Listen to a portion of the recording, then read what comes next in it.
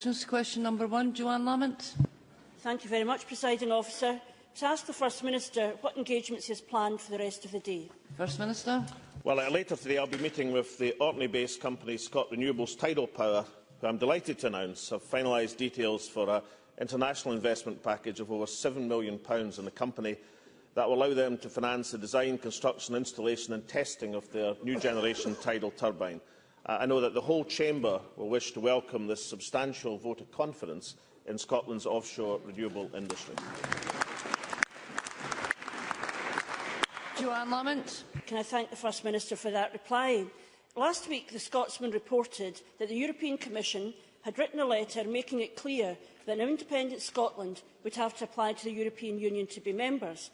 Nicola Sturgeon's spokesperson accused the paper of fabricating the story. Indeed, the First Minister said they had been, and I quote, duped by anti-independence people. The paper was even forced to print a partial apology. Now, we know the story is true. A fortnight ago, I asked the First Minister when did he last complain to a newspaper about its coverage, and he answered me with an email today at 11:19. Does he now need to update that answer, and would he now like to apologise to the Scotsman? Minister. I'm sure the Scotsman corrected their story because they implied that a letter had been sent when the Commission said that no such letter had been sent. Well, that was the position. I suppose a more interesting argument might be how the Scotsman got sight of a letter which hadn't actually been sent by the President of the European Commission, and no doubt will be enlightened in the columns of the Scotsman newspaper to arrive at that conclusion. I'm sorry that Joanne Lamont doesn't appreciate me trying to answer her questions. I'll try not to write to her and explain when the last time I complained to a newspaper was, but if I remember correctly, the Herald published a correction. I actually think it's a good idea to publish corrections when mistakes are made. No doubt at some point Joanne Lamont will apologise and publish corrections for the many factual errors she brings to this Chamber. Joanne Lamont. I've been in this job nearly a year. I've worked out that you don't intend answering questions very often at all. And secondly, just keeping saying something doesn't make it true. And the problem for the First Minister about the letter is that his defence seemed to be that it wasn't sent. Well, we all know it's been sent now, and he has to deal with what that letter actually says. Because, of course, Nicola Sturgeon told this Parliament in 2007, and I quote, Scotland would automatically be a member of the European Union upon independence. There is legal opinion to back that up. Now, not only do we now know that to be untrue, it now transpires that she hadn't even asked for the legal advice which allowed her to make that assertion. But of course, this ministerial habit of assertion is viral. On Tuesday, John Swinney told the House of Lords he had been having a very helpful dialogue with the Bank of England on keeping the pound after independence. And what does the bank say? They say, and I quote, "We have not entered a dialogue." Order. So what does it say about the Scottish Government when the people of Scotland have to go to the European Commission and to the Bank of England to hear the truth? First Minister. I think there were perhaps 3 points in that question. Firstly, the letter hadn't been sent last week, that much is clear. Therefore, to suggest that it had been sent was clearly wrong. Secondly, Joanne Lamont says that there is no legal opinion which supports the SNP position on continuing membership. There is ample legal opinion from a range of sources which have been cited. Well, Emile Noël, the former Secretary-General of the European Commission, Lord Mackenzie Stewart, a range of reports which have been brought to this Chamber. Order.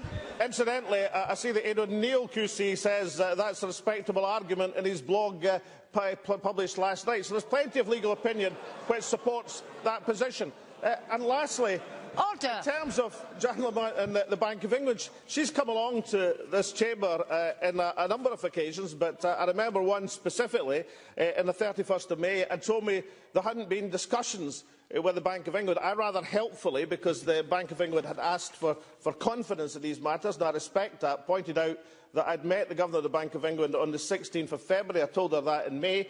The SNP government have pointed out, and I quote exactly, as indicated by Mr Swinney, the Scottish Government is engaged with the Bank of England to discuss factual and technical matters around proposals for a macroeconomic framework. That is exactly what has happened.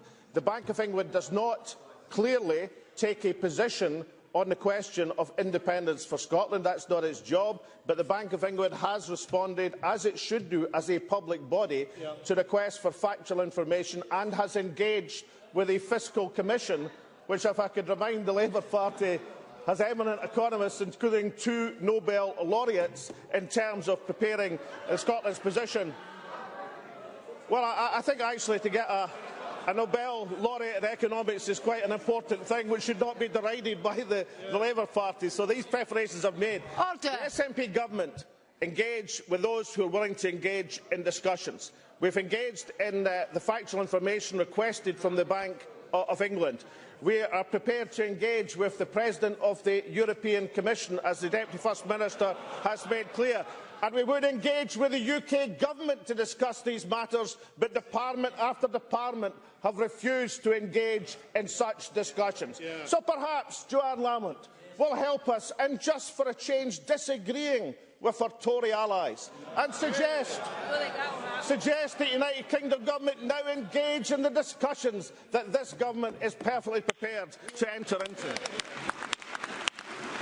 Joanne Lamont. Well, I suppose in the fantasy world that the First Minister now inhabits, that meant a stout defence of his position.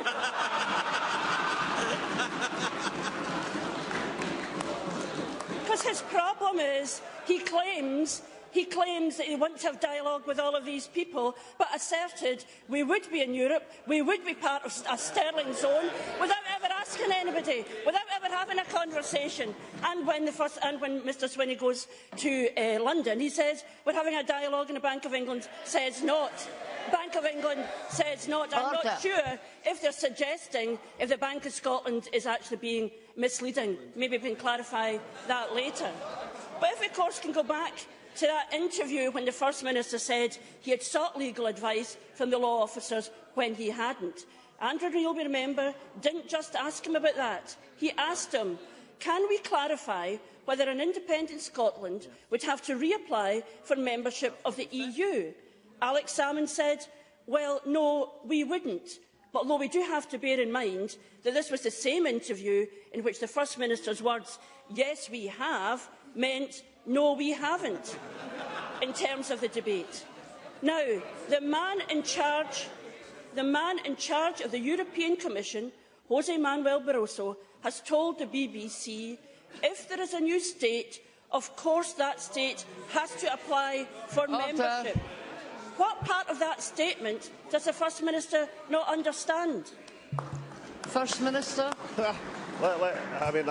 I'm trying to remember the start of that question, but I think it started, on the question of the Bank of England. The Bank of England, as is perfectly proper, has agreed to engage with the Scottish Government for technical advice with the Fiscal Commission. That is a perfectly proper thing for the Bank of England to do. It doesn't take a public position on the debate on Scottish independence. It has no reason to take such a public position. You wouldn't expect it to be such a public position. And the Governor of the Bank of England has been perfectly proper in providing the resource for the technical advice which has been requested by the Fiscal Commission and engage with the Fiscal Commission once it's established. That seems to be a perfectly reasonable position for the Bank of England to take, and I hope that will now extend to UK government departments so as they take a similarly wise position.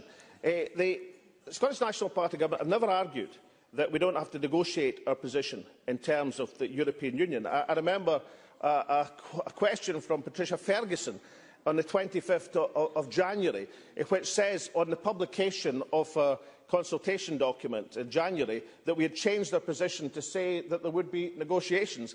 I pointed out to her on the 25th of January, I say it's never been our position that there would not be negotiations. The point is negotiations would be held from within the context of the European Union. And therefore, it was with some surprise that I saw a press release from Patricia Ferguson last Friday, which repeated the suggestion that saying there would be negotiations was a change in the government's position. We've maintained that there would be negotiations on the question of Scotland's position within the European Union. The point is, we've said, and is absolutely unambiguously the case, that these negotiations will take place from within the context of the European Union. That is exactly. Order. Well, I can quote a variety of Labour MPs, MEPs, who accept that Scotland would not be excluded from the European Union. No serious person actually believes that to be the case. And it's not the case, of course, because not just is it in the interests of Scotland to be a member of the European Union, it's overwhelmingly in the interests of the European Union to have Scotland as a member.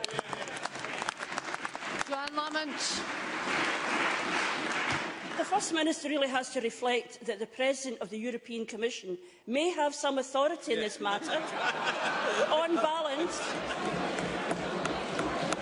and he has said a new state would have to apply, and I had thought that the SNP backbenchers and indeed the frontbenchers, their aspiration was for Scotland to be a new state. Otherwise, what is the point of what we're going to be debating for the next 2 years? Now, I don't want to dwell on private grief, but I would say to the First Minister, does he not realise he has a bit of a credibility problem when he comes to this Parliament and gives an answer he describes as exact an answer as anybody has given in any Parliament, and a few hours later he has to admit he was entirely wrong? Does he not see that when he says he has sought legal advice when he hasn't, people doubt the next words which come out of his mouth? When his Finance Secretary says he's in dialogue with the Bank of England and the bank say they are not, what does that say about his government? Isn't it the truth that John Swinney, Nicola Sturgeon, Alex Salmond, all of them are not leading Scotland, they are misleading Scotland? First Minister. Order.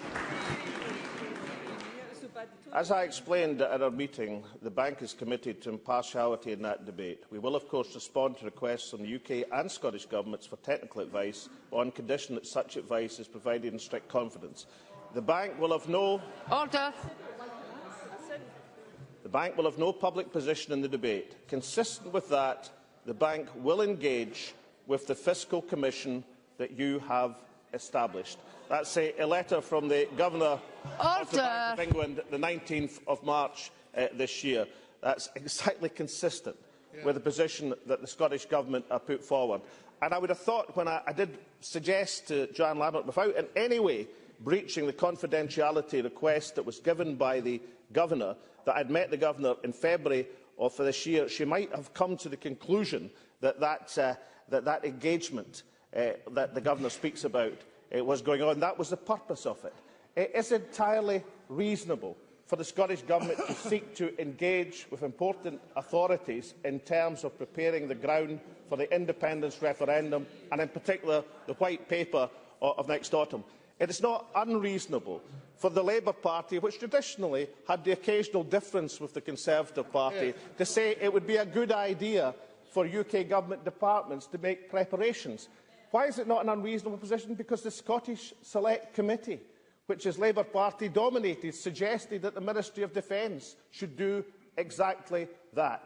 The point is, we are perfectly prepared to engage, perfectly prepared to prepare the ground for the White Paper, perfectly prepared to rebut the scaremongering of the Labour Party on each and every occasion, and we stand on the ground that the country, with 90% of the oil reserves of the European Union, of 25% of the potential renewable energy reserves, the second largest gas provider in the European Union, with 60% of the territorial waters of these islands, is something that no serious person across this continent would try to exclude from the European Union.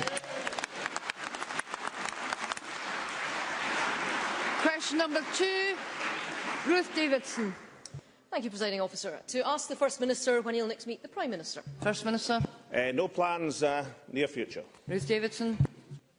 Thank the First Minister for his answer. I also listened with interest to the Cabinet Secretary's performance at the House of Lords Economic Committee, particularly when he said that the Scottish Government had held informal dialogue with the European Commission about an independent Scotland's entry into the EU. The Scottish Conservatives revealed earlier this year that both the EU's Enlargement Commissioner, Stefan Füle, and President Barroso confirmed in writing that by March there had been no discussions on this subject with the SNP government. So, can the First Minister tell the people of Scotland what talks John Swinney was referring to? When, since March, did they take place? Who conducted them and at what level? What ground was covered? And if we were to contact Europe, would we get the same answer as he's about to give? First Minister. The Scottish Government ministers meet European commissioners on a regular basis, and informal dialogue takes place with these European commissioners across a range of subjects, as we meet at official level as well. Can I say to Ruth Davidson that there have been few, if any, people I have met across the world over the last few months who have not asked me about the question of Scottish independence. Scotland is actually attracting a huge amount of interest in international terms. Now, I know that is not the favoured position of the Conservative Party. The Conservative Party would like to be in a position where nobody was interested in Scotland, or would like to put forward a position that nobody should be interested in Scotland. But Scotland is a subject of great interest. Scottish Government ministers will talk in informal terms with the European commissioners and anyone else in terms of explaining why Scotland should be an independent country. Ruth Davidson. Can I gently remind the First Minister that he's here to give straight answers to straight questions, and that the people of Scotland deserve honest answers? The First Minister can't or won't or seems unwilling to tell us something as straightforward as precisely what discussions have been going on, if indeed any have at all. This all just kind of adds to quite an unedifying week in which first the First Minister and then the Finance Secretary were spanked and sent to bed by President Barroso and the Bank of England for not doing their homework properly. And now in a panic, the head girl, Nicola Sturgeon, is being dispatched to Brussels to sort this mess out. But can I ask the First Minister, does Brussels share his sense of urgency? Can he tell us who has agreed to meet the Deputy First Minister, when these meetings are due to take place, and what questions she's due to ask? First Minister. Well, can I say that it's not been unknown for politicians in these islands to have disagreements with the President of the European Commission. David Cameron said yesterday, "I don't agree with President Barroso at Prime Minister's questions." That seemed to me a perfectly reasonable statement. The only problem was he was agreeing with Bill Cash when he was disagreeing with President Barroso. Does she not understand that Conservative politicians have been disagreeing with President Barroso for most of the last 2 years? And the reason is that the Conservative Party, a substantial section of it, want to leave the European Union now. A substantial other section of it want to have negotiations, and then we're told the Prime Minister will be announcing an in-out referendum after these negotiations. Apparently he's going to do that next month, but then of course he said he was going to do that last January, if I remember correctly. And therefore, doesn't it come to the conclusion that the only substantial threat to Scotland's position as a European Union nation is from the Conservative Party, with its undying hostility to anything European, and who are preparing a substantial section of it for Scotland's exit from the European Union? And if that is the feeling within her party, I can tell Ruth Davidson the amount of influence that she has over the London direction of the Conservative Party is next to zero. So it ill behoves a representative of a Eurosceptical party to come to this chamber and cast questions on Scotland's credentials as a European nation. Question number 3, Willie Rennie.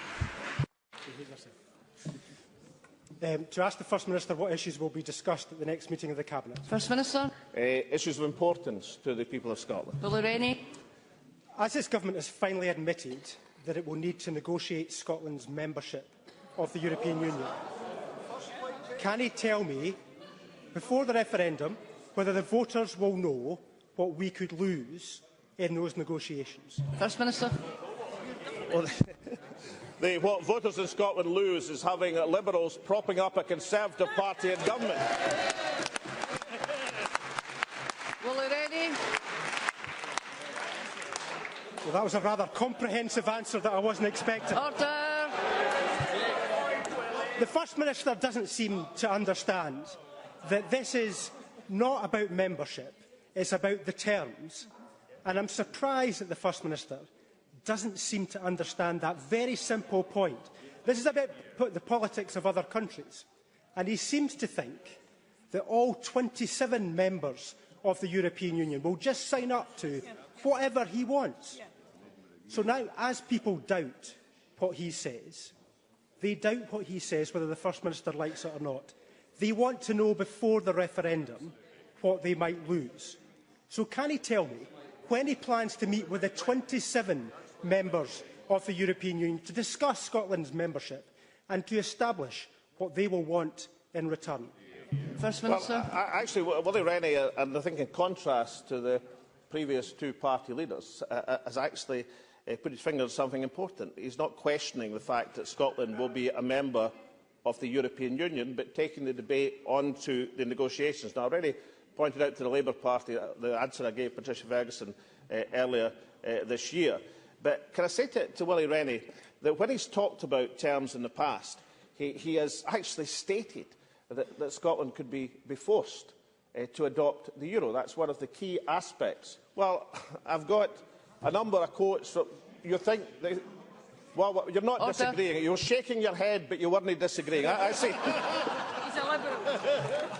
Right, I tried to explain. I pointed out you're a Liberal Democrat. It was the Democrats rather. I tried to point out that under circumstances that we envisage of Scotland's continuing membership, then of course we'd inherit the opt-out position. But even if that weren't the case, it doesn't follow at all that we'd be forced into the euro. And if he wants an explanation of that, then I suggest he looks at the Scotsman newspaper, since it's been quoted so extensively by Joanne Lamont, and the article today from Daniel Keneally of the Politics and International Relations Department at the University of Edinburgh. And he goes through the whole range of European debate. But he exactly points out there is one point, he says, which is virtually beyond argument. I'll quote him exactly. Just one opt-out must be discussed here briefly, and that is the euro opt-out. The euro is a genuine example of scaremongering within this debate. The notion that Scotland could be forced or compelled to adopt the euro is simply untrue. Now, I think it ill behoves the politician in this chamber who was most in favour of the euro just a few years ago in the terms of this. Order.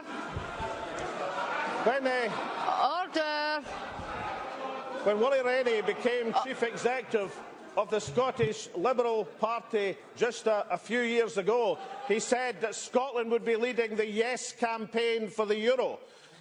The Yes campaign that's going to take place is the Yes campaign for an independent Scotland. But for a Liberal Democrat to scaremonger over the euro defies not just the past record of that party, but is reducing the debate to a level worthy of a party which has 5 members. So if Willie Rennie will, in the words, accept that is scaremongering, as he's suggested, to suggest that Scotland could be forced into the euro, then perhaps we can get the debate onto a level that I know the Liberal Democrats would really like to have. Question number 4, Kenneth Gibson. To ask the First Minister what impact the Scottish Government expects the additional capital resources announced in the autumn statement will have on Scottish employment. First Minister. Well, the Chancellor, through the recent autumn statement announcement, has finally heeded the calls of the Scottish Government, the Welsh Assembly Government, the Northern Irish Assembly Government calls to boost capital spending. That comes after 4 years of pressure, 15 calls on 2 United Kingdom governments, 8 letters to the Chancellor and 2 joint declarations with the devolved administrations in this year alone, a substantial degree of engagement. The steps that have been taken are welcome, but they only take us halfway towards the common sense in terms of investment. There is still a lack of coherent plan in London to return the economy to growth. The additional capital funding of £394 million in total over 3 years is expected to boost jobs and growth in Scotland. For example, the additional £160 million will support 2,000 jobs in that year. But as I am sure is well understood by Kenneth Gibson, that is only a partial return to the capital spending levels that were expected historically. Kenneth Gibson. I thank the First Minister for his answer. Does he agree that the belated Treasury decision to heed Scottish Government calls to reverse capital spending cuts could and should have come much sooner, making yesterday's positive news on unemployment even better, news opposition party leaders today ignored? And can he advise the Chamber how many more people currently unemployed in Scotland could be in work with the UK Government to restore the full 26% cut to our capital budget that it continues to impose on this Parliament? First Minister. Well, it's true that you try to anticipate what questions might be asked at First Minister's question. And one iron law is that if unemployment in Scotland is falling, then it won't be mentioned by any of the opposition parties in this chamber. Kenny Gibson is absolutely right. The savage cuts in the capital budget have been a major reason for weakness in the economy. We are delighted and pleased that there has been a partial resumption of a capital spending profile. It is only half of what we believe is needed over the next year and only returns us to a position of some 25% reduction in real terms.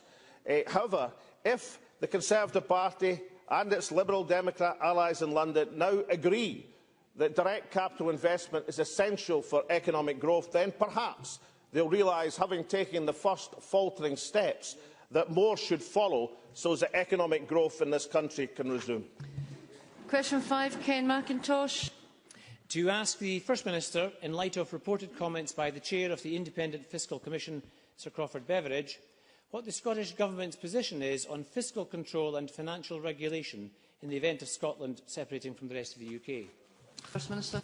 Well, any system put in place is one that takes logical precautions against the problems of excessive indebtedness, poor fiscal controls and lax regulation that cause many of the problems that the global economy now faces.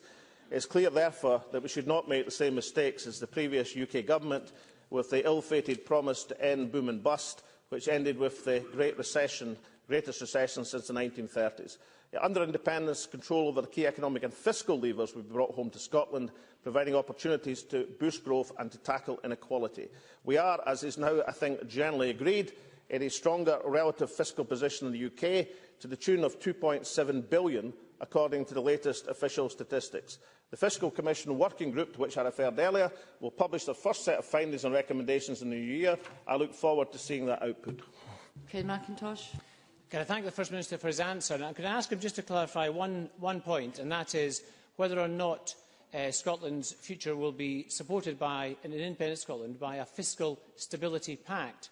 Just ask him to clarify 2 quotes. One is from an interview with Andrew Neil in March 2012, the same interview, of course, in which Mr Salmond said that a prerequisite for a functioning sterling area would be a fiscal stability pact. And he followed that up in September 2012 in a lecture in Chicago, answering a question when he said there would be no need for a fiscal stabilisation pact. Can I ask the First Minister to clarify which option is his preferred? Well, I said no such thing in Chicago. I pointed out in Chicago that looking at the GERS figures, if you had a borrowing limit arrangement with the Bank of England and the Treasury in that year, then we'd be £2.7 billion relatively better off than the UK fiscal position, a point that's been confirmed by the Institute of Fiscal Studies in recent weeks. Now, £2.7 billion seems to me to give you a degree of flexibility which is not there in the United Kingdom at the present moment. It means you could borrow less and spend more and save for the future, or any combination of the three. Just to bring it down to everyday levels for the the benefit of everyone. £2.7 billion is about £500 a head for every man, woman and child in Scotland. I think lots of people looking at the economic disaster visited upon this country by the Labour Party and then taken forward by the Conservative Party, looking at the levels of poverty and deprivation in Scotland, looking at the lack of growth in this economy, would say that some part of that £2.7 billion should be invested in the economy, and people will be wondering why Ken McIntosh doesn't seem to think that this country uniquely should not have the benefit of its own resources. Question number 6, Christine Graham. Thank you very much, Presiding Officer. To ask the First Minister what the Scottish Government's position is on the legalisation of drugs, given the potential impact on its justice and health policies. First Minister. In terms of the drugs debate, I think two things are really important. One is to recognise the huge, serious problem that Scotland has faced and still faces to an extraordinary degree. But it's also important that we recognise within the recent statistics there is some signs of improvement. In self-reporting drug use amongst the general adult population has fallen since 2006 from 12.6% to 9.1%. among 16 to 59-year-olds reporting in the last year's Scottish Crime and Justice Survey. The drug use report published shows that drug taking among young people is at its lowest level since 2002, and among 15-year-olds reporting drug use in the last month, and that's from the Scottish Schools Adolescent Lifestyle and Use Survey. So therefore we should take an overall approach to tackling drug use in Scotland as set out in the National Drug Strategy, The Road to Recovery, which focuses on prevention, enforcement, treatment and recovery. And I would commend us to pursue that across this chamber and see these early signs of success, not for a reason for complacency, but certainly something we should continue to do and command the support of the chamber to do it.